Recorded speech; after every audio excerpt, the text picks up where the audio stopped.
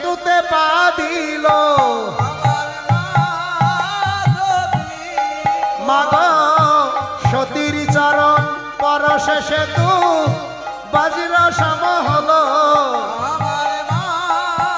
এবার অন্তরিক্ষে মহা মায়া গো আশীর্বাদ দিল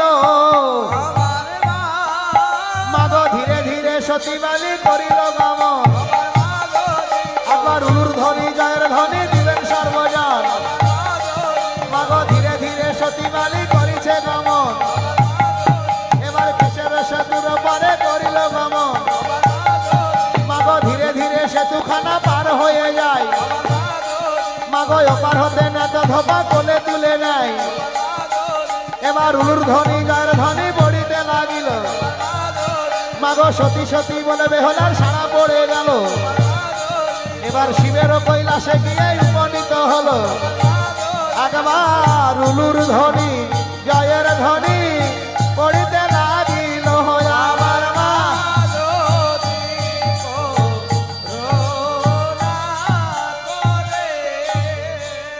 বলো ভাই শিব শিব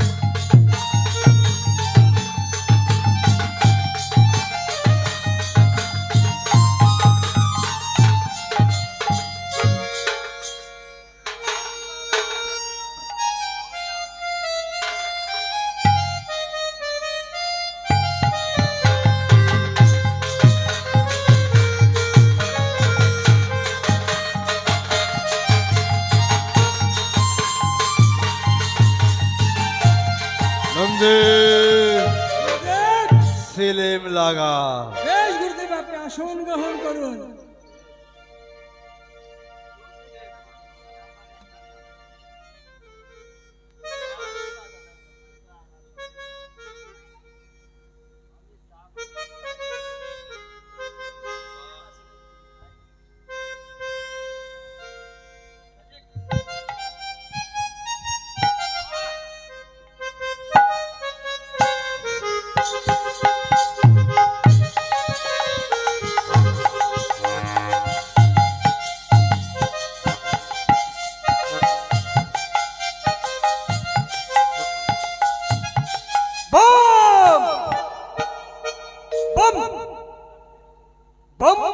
ভোলা মহেশ্বর যে বলে খাই সে আমার গুরুদেবের পানের ভাই আর যে বলে খাইনি আমার গুরুদেব তার বাড়ির আশপাশ দিয়ে 7.5 দিন যায়নি বম ভোলা ছেলে পেলের প্যান খোলা ও মা কালী ছেলে পেলে সব খালি সরকার লাগবে 3 লাখ দরকার হ্যাঁ গুরুদেব 1 লাখ আমার গুরুদেবের পূজার জন্য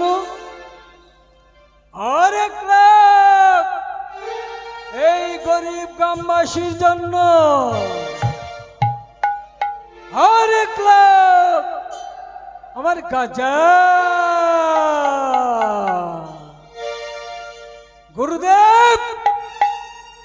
আমি এবার কলকাতায় আগুন ধরিয়ে দিব গুরুদেব। আপনার প্রসাদ তৈরি হয়ে গেছে গুরুদেব।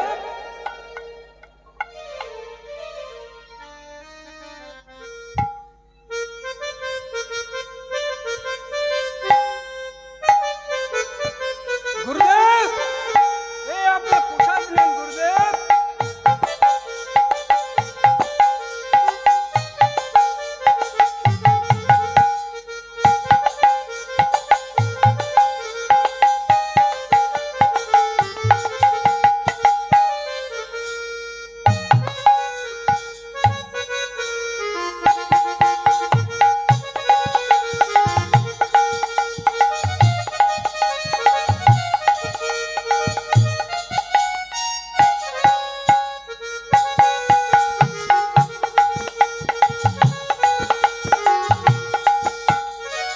নন্দী গুরুদেব, প্রসাদ পান কর নন্দী। নেন গুরুদেব। হলো।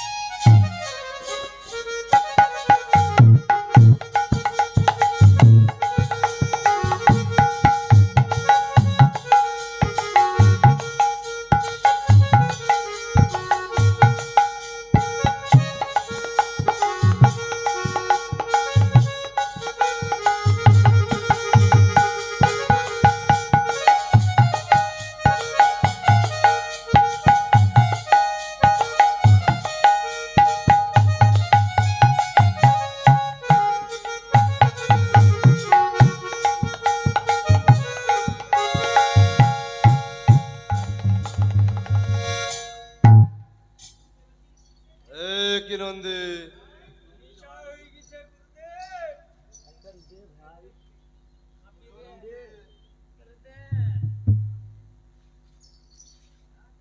গুরুদেব ধরার জায়গাটাও নেই নন্দীর। না পুরো লেভেল হয়ে গেছে বাবা, টেনে টেনে সব তুলে ফেলেছে গুরুদেব। সব শেষ হয়ে আমার গেছে। গুরুদেব টাইনে টাইনে তুলে। নন্দী গুরুদেব, তোমার কোনো ভয় নেই, না গুরুদেব। তুমি বসে বসে প্রসাদ পান করো, আমি ধ্যানমগ্ন হই নন্দী। বেশ গুরুদেব।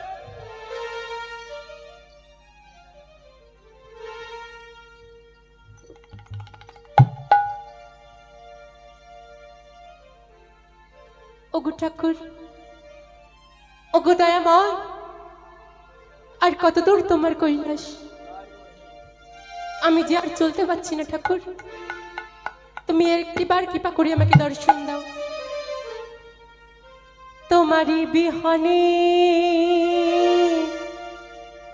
ঝরে জলে নয়নে, বোঝো না ভক্তি নিবেদন।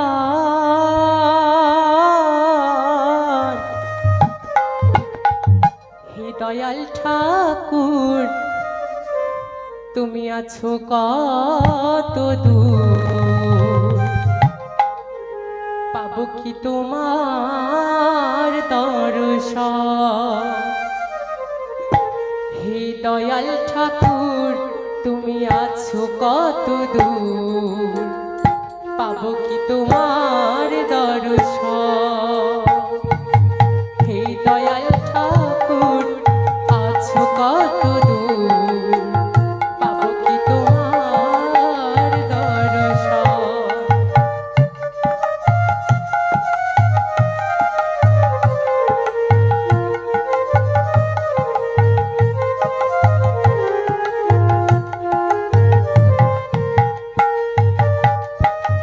এসে ভবের মাঝেতে বেঁধেছিলাম খেলা, বেলা শেষে দেখি দয়াল সবাই আমার পর।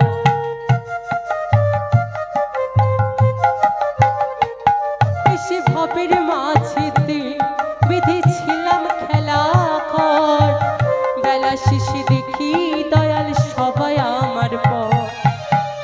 কি ভুল করেছি আমি, ও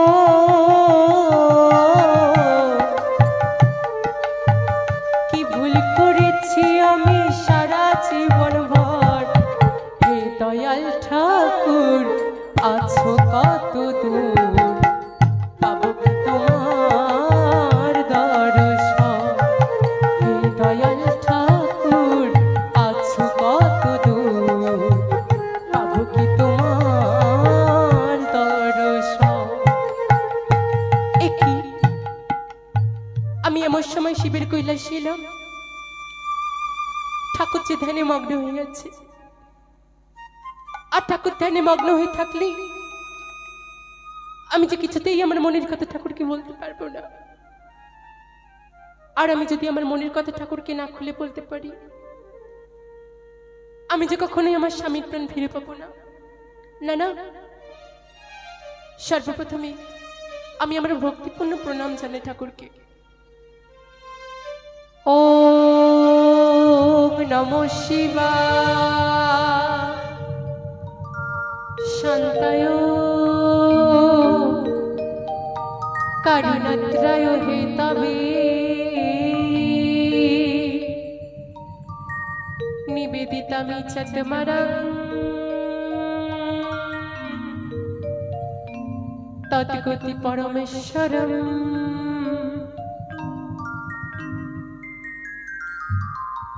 না না, সর্বপ্রথমে আমাকে ঠাকুরের ধ্যান ভাঙাতে হবে। ও রে জয় পশু পতি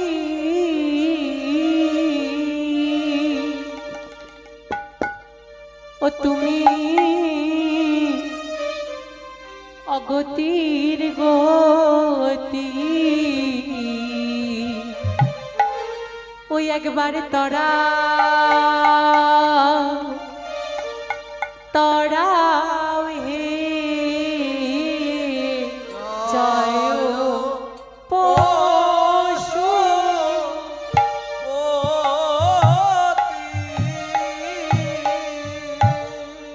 ঠাকুর আছেন ধর্ম খাটে,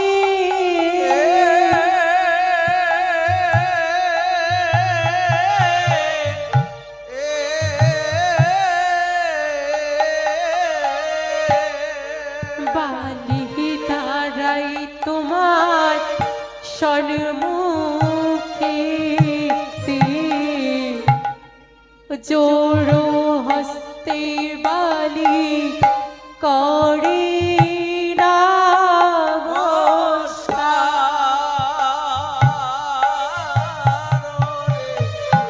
জয় ও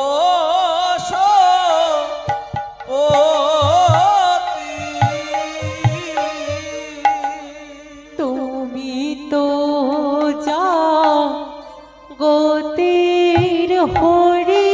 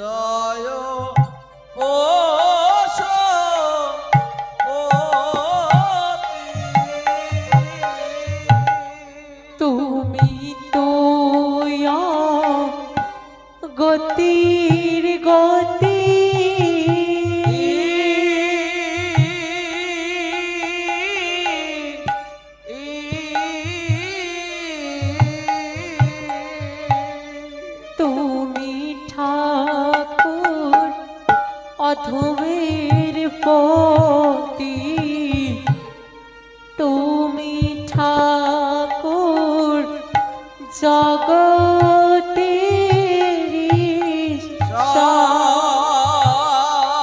সাররে জয় পোষ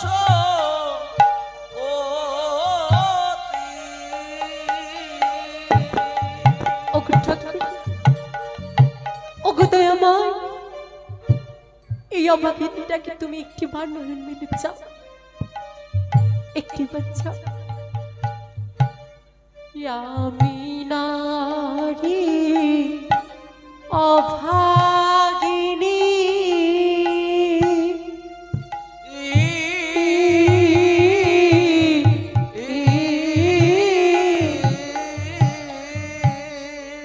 ভজনী সাধন নাহি জানি, কৃপা করে ঠাকুর নয়ন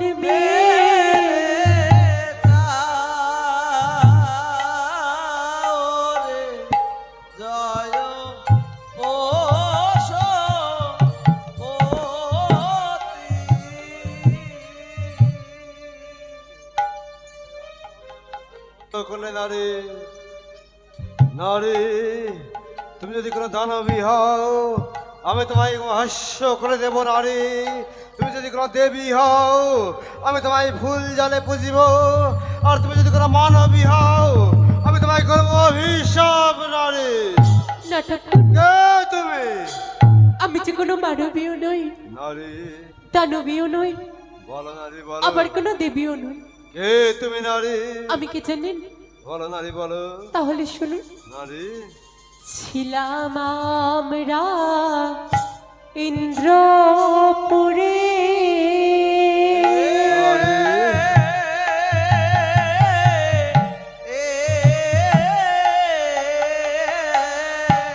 ওই পদ্মা মোদির চুরি করি জন্ম দিল ঠাকুর নারীর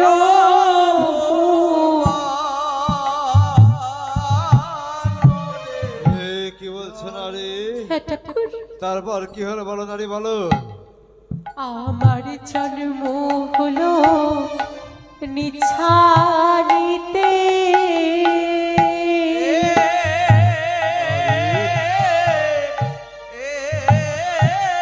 তারপর পতির জন্ম হলো চম্পলাতে, নারী শুভ লগ্নে ঠাকুর হইল বিয়ে। কি বলছো নারী? হ্যাঁ ঠাকুর, তারপর সন্ধ্যারাতে হলো বিয়ে,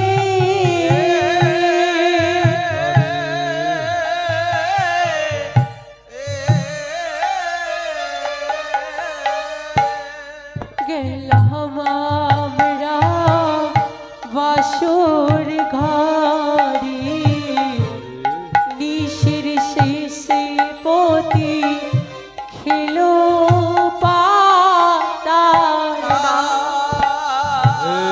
কি বলছো নারী?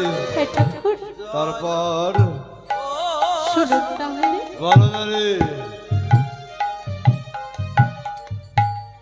নাগের বাটা হস্তে নীলা,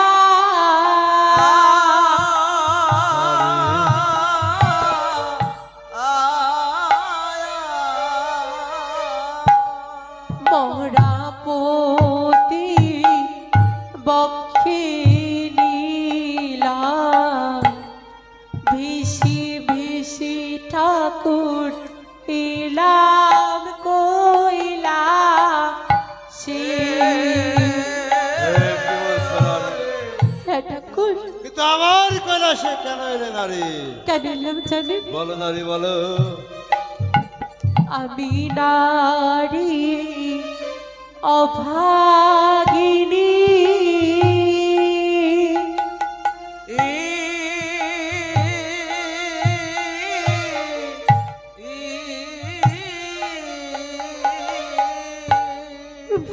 যদি সাধন নাহি জানি, কৃপা করি ঠাকুর পতিদারে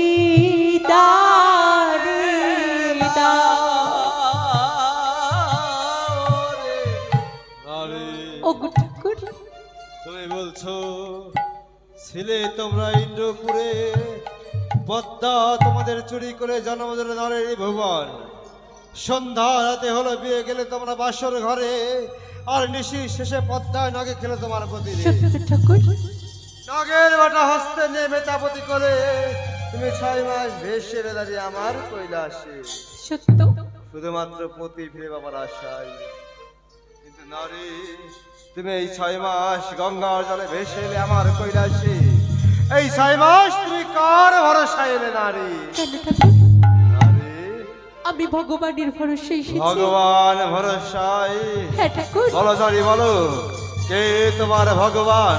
তুমি কার ভরসায় আমার কৈলাসের নারী? কেন ঠাকুর? বলো নারী, বলো। আমার শ্বশুর মশাই, সে যে সর্বদা আপনার পূজা অর্চনা করে। নারী, আপনি তো আমাদের কাছে ভগবান। নারী, হ্যাঁ ঠাকুর। তুমি আমাকে ভগবান ভেবে আমার ভরসায় আমার কৈলাসে এলে নারী। তবে শোনো নারী, বলুন ঠাকুর। আমি জানতাম ভক্ত আমার মাতা পিতা, ভক্ত আমার গুরু, আর এই ভক্তে আমার নাম রেখেছে বাঞ্ছা কল্পতরু। ভক্ত দিলে খাই, না দিলে আমি অনাহারে যাই। ভক্তের হাতে প্রেমে জুড়ি, ভক্ত আমাকে যেদিকে ঘোরায় আমি সেদিকে ঘুরি।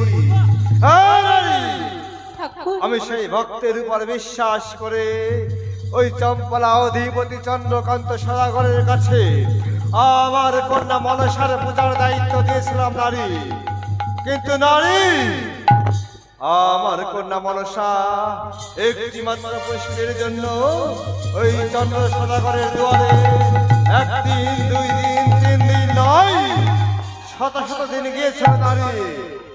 কিন্তু বিনিময়ে পেয়েছিল ওই চন্দ্রকান্ত সদাগরের হেমতাল দৃষ্টির আঘাত নারী।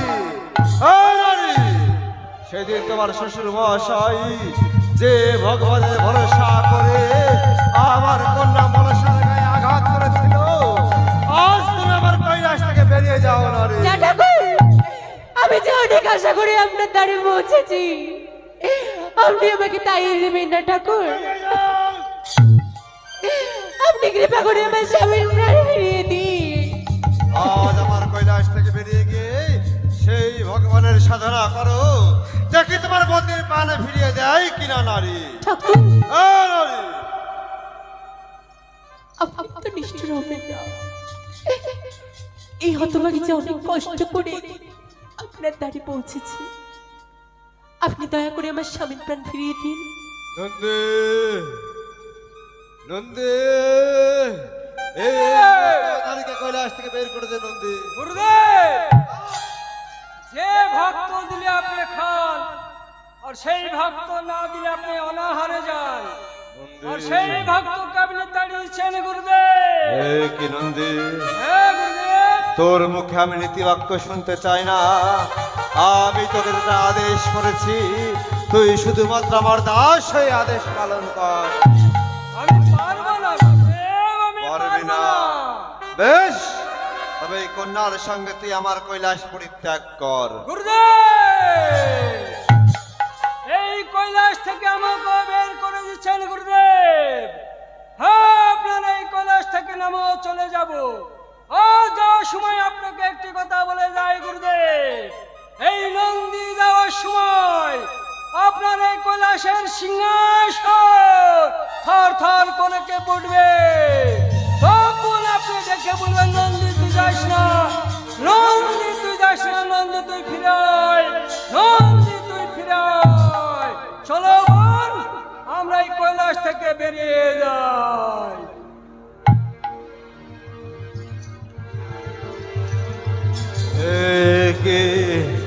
সত্যিই তো আমার কৈলাস থর করে কেঁপে উঠছে। তবে নন্দী যা বলে গেল তাই সত্যি হতে চলেছে। দাঁড়া নন্দী, ফিরে আয় নন্দী। নারী, ওগো ঠাকুর, শোনো নারী, তুমি বলছো ছেলে তোমরা ইন্দ্রপুরে সেই উষা অনিরুদ্ধ। সত্য ঠাকুর। আর নারী, ওই পূর্ব জন্মে যেমন ইন্দ্রপুরে নৃত্য করে সকল দেবতার মন জয় করতে, ঠাকুর আজ এই কৈলাসে নৃত্য করে আমার মন জয় করতে পারলে তুমি যে বর চাইবে আমি হাসি মুখে দেব নারী। আমি যে কুলির মূলবধূ, নারী, আমি যে নৃত্য করতে পারবো না ঠাকুর। আমি যদি নৃত্য করি আমার শ্বশুর কুলের চাঁদ যাবে। নারী, হ্যাঁ ঠাকুর। এ কি বলছো নারী, কি বলছো? তবে বলো নারী, বলো তুমি তোমার আত্ম সুখে সুখী না তোমার পতির সুখে সুখী? আমি আমার পতির সুখে সুখী। নারী, তুমি তোমার পতির সুখে সুখী? তবে বেশ নারী, বেশ। তুমি যদি তোমার পতির সুখে সুখী হয়ে থাকো, তোমার মৃত পতি ফেলে রেখে আজ ভরা কৈলাসে তোমাকে নৃত্য করতে হবে নারী। বেশ ঠাকুর, আমি নৃত্য করব। বেশ আর আমি যদি নৃত্য করে আপনাদের মনোরঞ্জন করতে পারি, নারী, তাহলে আপনাকেও কথা দিতে হবে, আপনি আমার স্বামীর প্রাণ ফিরিয়ে দেবেন। নারী, তুমি যদি নৃত্য করে আমার মন জয় করতে পারো, আমি নিশ্চয় তোমার পতির প্রাণ ফিরিয়ে দেব নারী। বেশ। কিন্তু ঠাকুর, ওই ইন্দ্রের নৃত্য সবাই আমার স্বামী যে আমাকে মৃদঙ্গ বাজিয়ে সাহায্য করতো, নারী, এখন কি আমাকে মৃদঙ্গ বাজিয়ে বেশ সাহায্য করবে? নারী, এই ভরা কৈলাসে আমি মৃদঙ্গ নয় নারী, আমি তোমাকে আমার ডুম্বরি বাজিয়ে সাহায্য করব নারী। বেশ ঠাকুর, কিন্তু ঠাকুর গো, আমি যে একা নৃত্য করতে পারি না, নারী, আমার যে সঙ্গীর প্রয়োজন। দাঁড়াও নারী। নন্দী, গুরুদেব, এই মুহূর্তে কুচনি পাড়ায় গিয়ে কয়েকজন কুচনের মেয়েকে ডেকে নিয়ে আয়, আর সঙ্গে ওই ডাম্বুর ভাইকেও নিয়ে আসবে। কৈলাসের নৃত্যের ব্যবস্থা কর নন্দী। বেশ গুরুদেব, আপনি আসন গ্রহণ করুন।